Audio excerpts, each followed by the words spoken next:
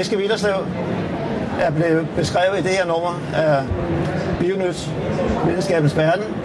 Og hvad var det, som hans største opdagelse? Så at man ved hjælp af 2 gram jord faktisk kan finde ud af, hvad der levede i det landområde i Sibirien for eksempel for 20.000 år siden. Fordi man kan finde DNA'et.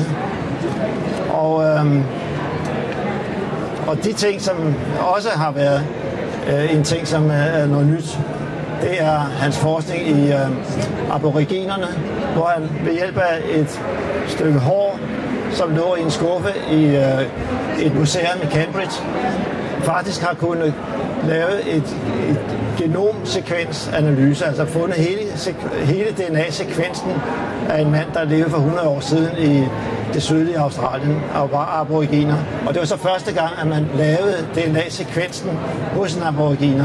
Og det skyldtes, at aboriginerne havde sådan en anstrengt forhold til forskere, som prøver at lave DNA-undersøgelser. Men han gjorde så det, at han tog ned og snakkede med disse aboriginer, og de blev faktisk meget interesserede i hans forskning, fordi han kunne faktisk vise, at aboriginerne var de første, der var ankommet til Australien, fordi de var i virkeligheden den første udvandring fra Afrika for cirka 50.000 år siden, eller 70.000 år siden.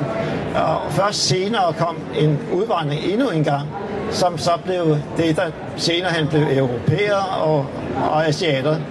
Og grunden til, at man ikke har kunnet finde ud af det før, det var, at i det øjeblik, der kommer nogle asiater ind i anden omgang, så blander de sig jo med de, som allerede kom fra første omgang. Og derfor var der altså en blanding af DNA fra den første og anden udvandring fra Afrika. Så aboriginerne var fra den første udvandring, og det er en af de ting, han er blevet kendt for os.